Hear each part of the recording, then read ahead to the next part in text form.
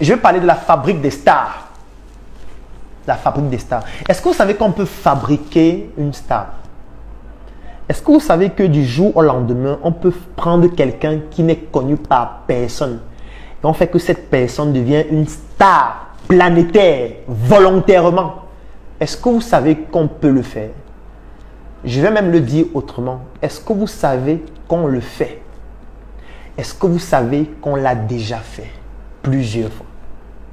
Pour moi, c'est une arnaque de modèle. Est-ce que vous savez qu'on arnaque nos modèles? Est-ce que vous savez qu'on arnaque ceux qui doivent être les modèles de notre société? Est-ce que vous savez qu'on oriente le type de modèle qu'on doit avoir dans notre société pour que nos modèles soient toujours orientés vers le divertissement, vers tout ce qui ne nous permet pas de progresser, vers l'abrutissement? C'est fait à dessein. On fait la promotion de l'abrutissement. On fait la promotion du divertissement tout le temps. Et vous savez comment on fait? C'est très facile. On a juste besoin d'utiliser une chose, ce sont les médias. Je prends un exemple. Il y a un monsieur qui est en train de regarder le direct, il s'appelle Robert Bidjibi. On peut prendre monsieur Robert Bidjibi. On le prend. On dit, monsieur Robert Bidjibi, on va vous rendre célèbre en un mois. Pour vous rendre célèbre, c'est très facile. On va travailler d'abord sur votre image. Encore que c'est même facultatif et on n'a pas forcément besoin de le faire. Donc on va prendre monsieur Robert. On va lui concevoir des vêtements sur mesure. Ouais. On va faire des shootings photos, des photos extraordinaires. On va trouver un secteur d'activité où on veut que Robert puisse se mettre. Ça peut être la musique. On peut dire, bon, ok, on veut que tu sois une star de la musique. Donc, on va faire une musique débile là. Et puis, on va faire qu'il enregistre cette musique dans un studio. On va payer tout. On va couvrir toutes les charges. On paye. Si on veut que ce soit la musique. Si on veut que ce soit le cinéma, on va créer une série débile là où il va jouer à l'intérieur. Si on veut que ce soit la comédie, on va faire une comédie débile là où il va jouer à l'intérieur. Où on va orienter les contenus de la comédie. Dès que c'est fait, on va faire en sorte qu'en un mois, il y ait une saturation totale dessus sur tous les médias. Ça veut dire que sa connerie là va passer dans toutes les chaînes de télé.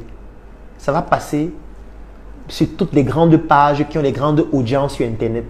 On va prendre des influenceurs, on va les payer pour qu'ils puissent relayer cela sur leur page. Vous allez vous rendre compte qu'en un mois, cette personne passe sur toutes les chaînes de télé, la personne passe sur tous les pages des influenceurs, sur tous les médias en ligne, dans toutes les presses, dans tous les journaux. La personne est interviewée partout. On vous montre comment la personne voyage, comment la personne va dans d'autres pays. On couvre tout, on finance tout. On le fait comme ça et on martèle ça pendant un mois, pendant 2 mois, pendant 3 mois, pendant 6 mois, pendant 1 an. Vous savez ce qui va se passer? Robert va devenir célèbre. Oui, Robert va devenir célèbre, il va devenir populaire, il va devenir une icône. Il va devenir un modèle même pour certaines personnes. Et vous savez à quoi ça sert? Ça sert à décourager ceux qui se battent honnêtement. Ça sert à décourager les intellectuels qui essayent de se battre avec leurs propres moyens pour pouvoir montrer aussi que la science a son mot à dire. Ça permet de faire en sorte que quelqu'un qui se bat depuis 10 ans, depuis 20 ans, qui n'a même pas réussi à atteindre 1% de cette visibilité, se rend compte qu'en 1 mois, 6 mois, il y a quelqu'un qui sort de nulle part et qui réussit à saturer tous les médias et être populaire, être suivi par 10 millions de personnes en ligne. En fait, lui, quand il va voir ça, il va se dire, ça ne sert à rien.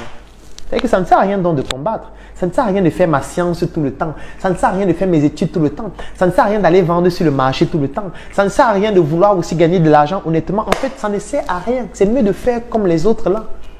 C'est mieux aussi de faire la musique comme ils font là. C'est mieux de faire la comédie comme ils font là. Peut-être en faisant ça, je vais aussi essayer d'être populaire parce que je essaye de le faire depuis 10 ans, 15 ans, 20 ans. Je n'y arrive pas.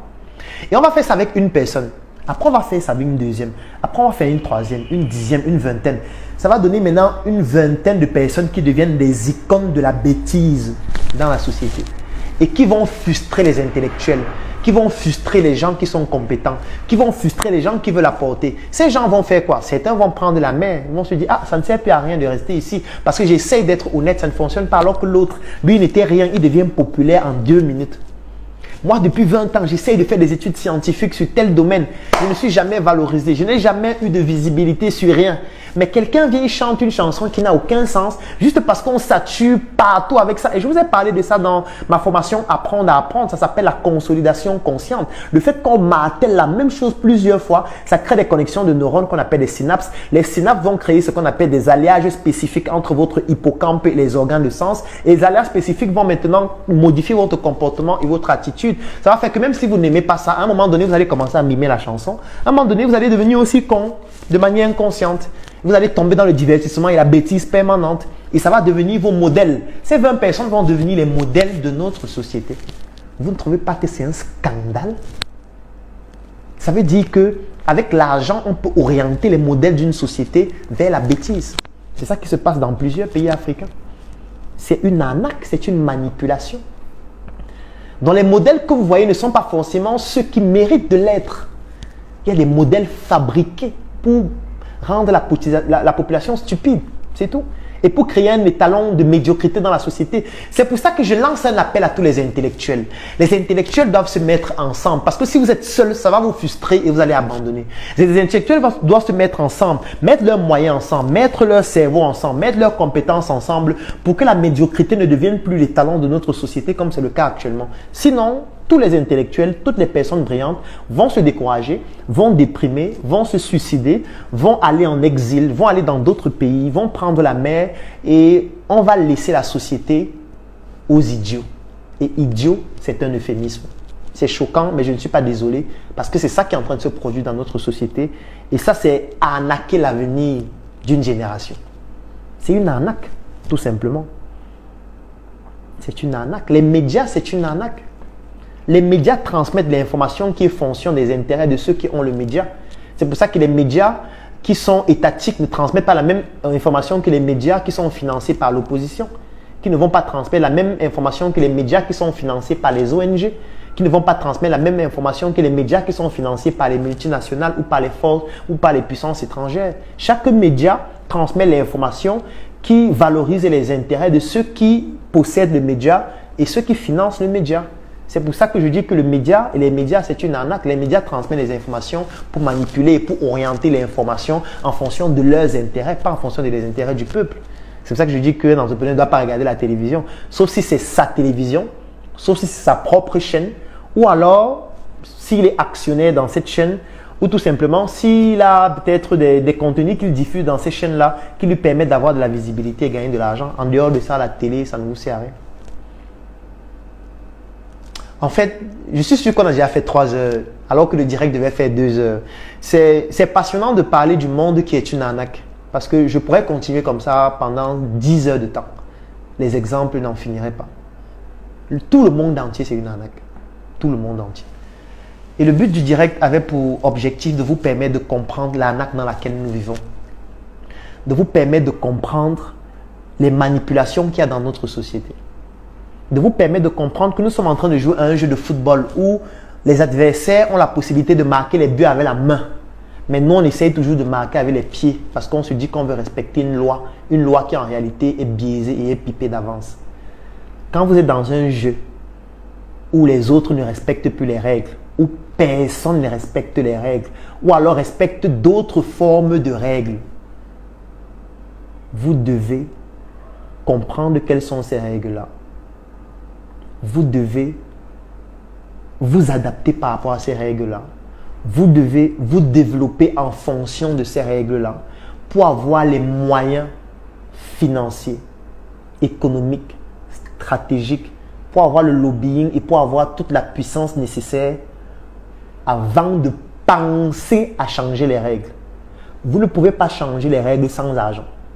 Vous ne pouvez pas changer les règles sans communauté. Vous ne pouvez pas changer les règles sans intelligence, si vous ne vous documentez pas. Vous ne pouvez pas changer les règles si vous ne connaissez même pas les règles qui sont biaisées. Vous ne pouvez pas changer ce que vous ne connaissez pas. Donc vous devez d'abord comprendre les règles, surfer sur les règles, développer des activités qui vont vous permettre de surfer sur ces règles pour vous démarquer, développer un pouvoir économique, développer une communauté, développer un potentiel, vous mettre ensemble. C'est le mot par lequel je vais terminer. Il faut se mettre ensemble. On ne peut pas faire ça seul. Parce que je vous dis, c'est une armée qui se met ensemble contre nous. Et nous, on veut aller seul. Ce n'est pas possible. On doit se mettre ensemble. Qu'importe l'endroit du monde où on se trouve. Et ce n'est pas un combat de race. Ça veut dire que ce n'est pas un combat des blancs contre les noirs. Non, même les noirs et les blancs sont victimes de ça. Je vous ai parlé de la Covid, non? Les gens qui marchent en France, là, il y a les blancs qui marchent, non? Ça veut dire qu'il y a aussi des blancs qui sont contre l'oligarchie. C'est-à-dire un petit groupe de personnes qui veulent contrôler toute la société.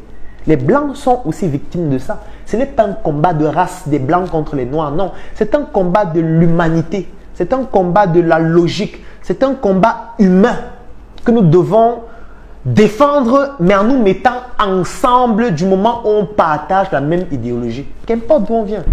La mission est simple. Voici une arme capable de changer le mindset du continent africain.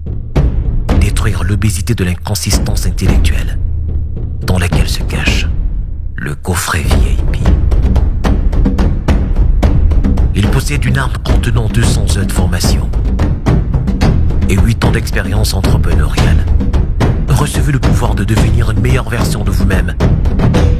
Armez-vous de cette clé pour une réussite entrepreneuriale.